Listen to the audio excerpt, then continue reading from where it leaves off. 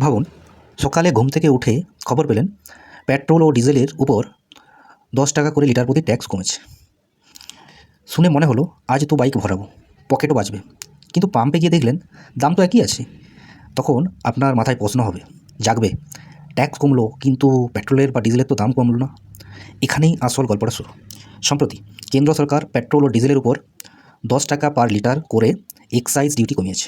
কিন্তু এই সিদ্ধান্তের মূল উদ্দেশ্য সরাসরি সাধারণ মানুষের জন্য দাম কমানো নয়, বরং এটি অর্থনৈতিক একটি কৌশল, যার মাধ্যমে তেল বিপণন সংস্থা অর্থাৎ ওয়েল মার্কেটিং যে কোম্পানিগুলো যারা বাইরে দেশ থেকে তেল কিনে আমাদের দেশে মার্কেটে আনছে, যেমন কি Indian oil corporation limited, Bharat petroleum, Hindustan petroleum, এগুলো সবই সরকারি সংস্থা, পাবলিক সেক্টর আন্ডারটেকিং। যে বড় ধরনের আর্থিক চাপে রয়েছে, এই সমস্ত সংস্থাগুলো আর্থিক চাপে আছে, তার কিছুটা কমানো হয়েছে। সরকারি ও বাজার ভিত্তিক হিসাব অনুযায়ী বর্তমানে ওয়েল মার্কেটিং কোম্পানিরা প্রতি লিটারে পেট্রোলে প্রায় 26 টাকা করে এবং ডিজেলে প্রায় 81 টাকা পর্যন্ত ক্ষতির মুখে পড়ছে। এই ক্ষতিকে বলা হয় আন্ডার রিকভারি, মানে কোম্পানিগুলো যে দামে তেল কিনছে আন্তর্জাতিক মার্কেট থেকে, সেই পুরো খরচ তারা বিক্রির মাধ্যমে তুলতে পারছে না। এই পরিস্থিতি দীর্ঘদিন চললে কোম্পানিগুলোর আর্থিক স্থিতিশীলতা নষ্ট হতে পারে এবং জ্বালানি সরবরাহ ব্যবস্থাও প্রভাব পড়তে পারে। এবার আসি এক্সাইজ ডিউটির কথায়।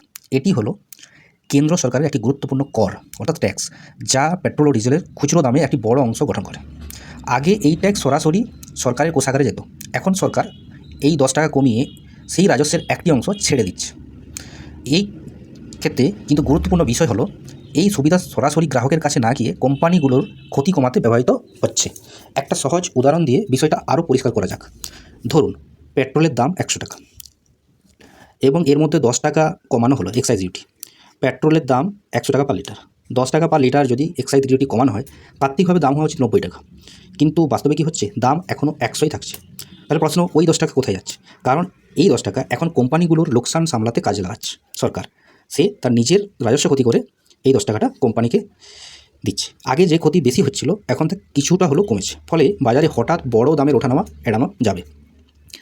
এই পুরো ঘটনার পেছনে রয়েছে আন্তর্জাতিক বাজার একটি বড় ভূমিকা পালন করছে। বিশেষ করে পশ্চিম এশিয়ার ভূ রাজনৈতিক উত্তেজনা, আমরা সবাই জানি, ইসরায়েল, ইরান, আমেরিকা যুদ্ধ পরিস্থিতি, তার সাথে সমুদ্রপথে ক্রুড অয়েল সরবরাহের যে অনিশ্চয়তা, স্ট্রেট অফ হরমুজের যে ব্লকিং, এর কারণে ক্রুড অয়েলের দাম কিন্তু আন্তর্জাতিক মার্কেটে বাড়ছে। ভারত যেহেতু তার মোট চাহিদার বড় অংশই আমদানি করে, তাই বিশ্ববাজারে দাম বাড়লেই তার সরাসরি প্রভাব দেশের জ্বালানির দামে পড়ে।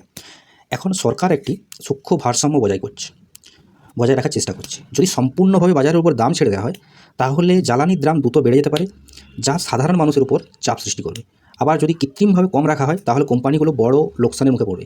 তাই এই দুইয়ের মাঝামাঝি একটা পথ বেছে নেওয়া হয়েছে, যেখানে ট্যাক্স কমিয়ে কোম্পানিগুলোকে, যেগুলো পাবলিক সেক্টর আন্ডারটেকিং রয়েছে, তাদেরকে কিছুটা স্বস্তি দেওয়া হচ্ছে। তবে এই সিদ্ধান্তের একটি গুরুত্বপূর্ণ পার্শ্ব প্রতিক্রিয়াও রয়েছে। সরকার এই ট্যাক্স কমানোর ফলে নিজের রাজস্ব হারাচ্ছে।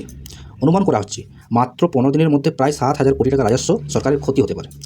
দীর্ঘমেয়াদী এই ক্ষতি দেশের বাজেট ঘাটতি বাড়তে পারে, যার প্রভাব বিভিন্ন উন্নয়নমূলক প্রকল্প ও কল্যাণমূলক খাতে পড়তে পারে। এদিকে বাজারে আরেকটি দিকও আছে।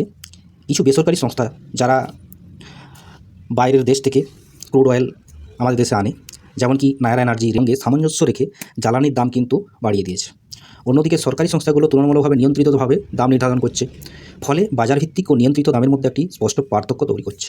একই সঙ্গে সরকার এটাও জানিয়েছে, তাদের প্রেস ইনফরমেশন ব্যুরোর মাধ্যমে, দেশে কোনো ফুয়েল ক্রাইসিস অর্থাৎ এনার্জি লকডাউন নেই, বরং সরবরাহ স্বাভাবিক রাখতে বাণিজ্যিক যে এলপিজির বরাদ্দ প্রায় 20% পর্যন্ত বাড়ানো হয়েছে। এর অর্থ সরবরাহ ব্যবস্থাকে সচল রাখার জন্য সরকার বিভিন্ন দিক থেকে ব্যবস্থা নিচ্ছে। তাহলে পুরো বিষয়টাকে যদি আমরা একসাথে ভাবি, সব মিলিয়ে পুরো ঘটনাটা এইরকম: সরকার রাজস্ব কমিয়েছে বাজারকে স্থিতিশীল রাখার জন্য, কোম্পানিগুলোকে ক্ষতির হাত থেকে বাঁচার জন্য। সাধারণ মানুষ সরাসরি দামের কোনো পরিবর্তন দেখতে পাবে না, এবং সাধারণ মানুষ, স্বাভাবিক প্রশ্ন এটাই যে তাদের পেট্রোলের বা ডিজেলের দাম তারা কম দেখতে পাচ্ছে না। একই লাইনে এই জিনিসটা বলা যেতে পারে, এটাকে আমরা প্রাইস কাট না বলে এটা একটা সরকারের ইকোনমিক অ্যাডজাস্টমেন্ট বা অর্থনৈতিক ভারসাম্য রক্ষার পদক্ষেপ আমরা বলতে পারি।